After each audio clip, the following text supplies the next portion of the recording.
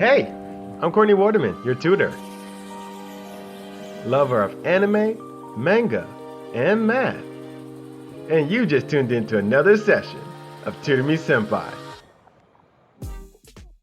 Welcome back, everyone. We're back with the last 5 tips I have for you for this PSAT Math Section Time-Saving Tips series. If you've been sticking with me since day 1, since the first video in this series, I so appreciate the support, and I really hope that this helps you prepare for your PSAT. If you're new to my channel, there will be time codes in for this video in the description box below, so make sure you check it out and skip ahead to whatever part of the video you think is most interesting. When you find this video helpful, remember to leave a like. It really helps the channel. And while you're at it, hit the notification bell, smash the subscribe button, and share this video with a friend. If you have any questions whatsoever about what you see here today, maybe an older video, or even your own homework, be sure to put them in the comment box below, or you can visit me on Facebook at Tutor Me Sempai and tell me all about it there. Similar to my last video, these 5 tips are going to be super general, so we're not going to be using the whiteboard, but I recommend take your notes as applicable. Well, without further ado, let's jump into these last 5 tips and wrap up this series. Tip number 1, eliminate and skip.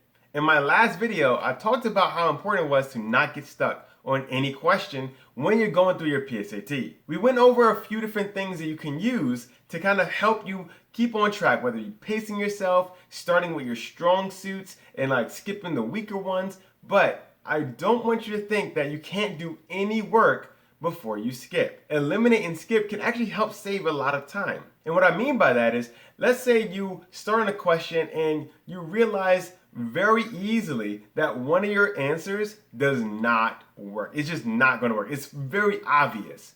Eliminate it, mark it off, and then skip it if there's nothing else that you can see just at a glance. Now, if you have to do a lot of work to try to eliminate this, that's not the kind of question I'm talking about. You shouldn't have to necessarily do all the work and then try to skip. But if you can eliminate before skipping, do that. You never know how much time you're going to have at the end of the test to come back to these. So any work you can kind of do up front can save you time later. So for example, if you're able to eliminate 2 of your 4 choices and you come back to it much later and you have like 30 seconds left of your whole test, right? Well, that means you have a 50-50 shot, which is way better than leaving all 4 answers blank. So if you can eliminate before you skip, your future self might appreciate it. Eliminate and skip, if possible. Tip number 2, peek ahead at the next subsection. Now, what do I mean by the next subsection? I don't mean if you're in the non-calculator portion, skip ahead to the calculator portion. Don't do that. If you're practicing, which we talked about before, if you're practicing all of these practice tests at your own leisure at home, you might notice that the math section, whether it be calculator or non-calculator, has 2 subsections. You have the multiple choice and you have the open answers. The multiple choice has a lot of questions and the open answers are pretty short. You have 3, 4 of those. However, you may not have noticed this, and that is, as you're doing your multiple choice, the questions seem to be getting a little harder, right? And if you hadn't noticed that, allow me to tell you, they're getting harder. That is by design. So as you're going from first question to the last multiple choice question, the difficulty increases. However, this shifts when you go from one subsection to the next. So the last-ish questions for your multiple choice section might just be a little bit more difficult than the first questions for your non-multiple choice questions. So when you have that open answer one, you may be thinking, well, I have 4 choices to choose from the multiple choice, so that's going to be easier. But you might actually put yourself in a little hole if you think that way. So if you're running out of time, especially, and you're getting close to the end, well, peek ahead, because you might be able to save some time. And those might take a little more time anyway, but you might be able to save some time if you skip ahead to the next subsection, answer a few of those easy ones, and then come back to the last questions in your multiple choice section. So don't be afraid to peek ahead, because you just might save a few more moments, which is going to be crucial as you're running up that clock. Tip number 3, and this is very, very, very important. Take the night off before your PSAT.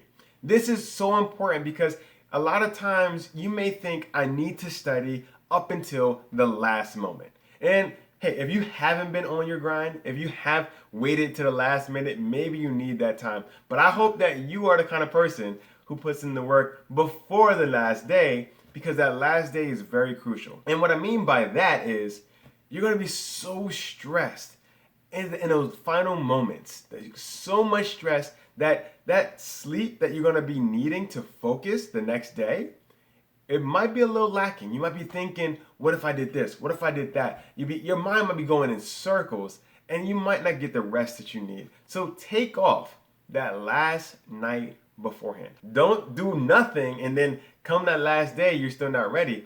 Do all your preparation before your last day and rest on that last day. Make sure that you rest. Take off. Watch a movie, play some games, whatever you do to decompress from all the studying you've been doing. Put your brain at rest. It needs to recover, and make sure you go to sleep early so you can get the good night's sleep, so you can be crisp, alert for your tests. If you have, especially if in the morning, make sure you're ready.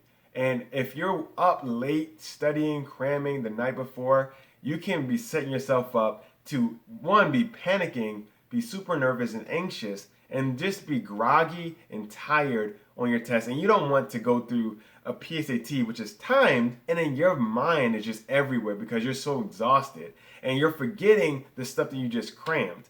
So try to, if you can, take off the night before your PSAT and just decompress. Decompress. Once again, read a book, watch some TV, play some games, do a board game, whatever you can. Just try not to think about PSAT. Decompress. Your body and your mind may appreciate you for it. Tip number 4. It kind of plays into the tip number 3. Once you have your good rest the night before, wake up and have a good breakfast. You don't want to go through your PSAT hungry. It might be counterintuitive, but make sure you eat something, especially if you have your PSAT early in the morning. Don't skip breakfast. But with the breakfast, what I recommend is not cramming, but do a few math problems while you're eating breakfast. And what that does is it gets your mind back thinking math. You've taken the night off, you've decompressed, but you want to make sure that your first math problem is not seen when you get into the test. And this is going to be true for any test that you have, whether it be PSAT or just a test in school. Before you have a test, try to go over just a couple things right before, not for cramming purposes, but to get your mind thinking in that subject, whether it be math, whether it be science, whatever it may be. Try to do a couple questions so you can get your mind thinking in that subject. So as you're having your good breakfast and you're filling up your gut, making sure that you're not having hunger pains while you're going through your PSAT, do a couple math problems. They don't have to be too hard. Just as you've been practicing, just take out a few and set them aside for the day of, and you can just kind of get your mind right. And that is going to help you tremendously. Once again, tip number 3 was to sleep. You want to decompress, get your mind off of the math, but you got to bring your mind back right before your test, but not for cramming purposes, just to get it thinking math while you're filling up your belly. And the 5th and final tip I have for you, and this tip is probably more important than all the tips combined, and that is practice. Practice, practice, practice. I don't subscribe to the notion that practice makes perfect, but what I do subscribe to is this channel. Now, what I do subscribe to is the notion that practice makes better. And making yourself better at taking the PSAT is going to be the number one thing you can do before your PSAT takes place. Practice will show you that over the years, a lot of the questions look very similar. So as you're taking more and more and more practice exams, you will see a lot of the reoccurring questions come up. Whether it be the non-calculated portion or the calculated portion, you will see a lot of the same type of questions, if not the same question exactly.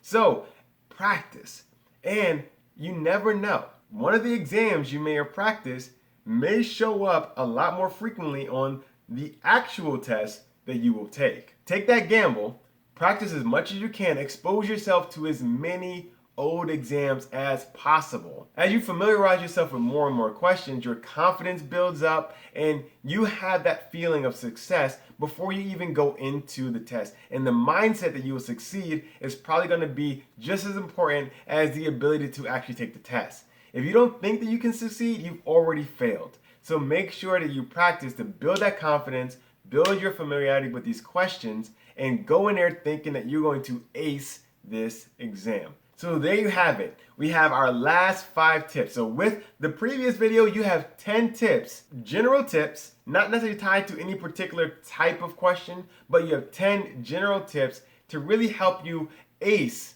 and speed through in a safe manner your PSAT, at least the math section. So once again, I hope that you've enjoyed this series. If there's anything that you liked, disliked, hated, loved, put them in the comment box below. I would love to be able to read those, and hopefully I can improve myself for you in the future. If you appreciate all the videos I've been putting together for you every week, and you want to help a brother out, hit that like button. I can't stress how much that helps the channel. Hit the like button, and while you're at it, the notification bell, so hit the subscribe button, and share it with a friend. Sharing is caring, and if you care about somebody, let them know that Tutor Me Sempai wants to help them. Well, that's all the time and tips that I have for you. I'm really hoping this helps with your PSAT prep, and I'm looking forward to see you again next week.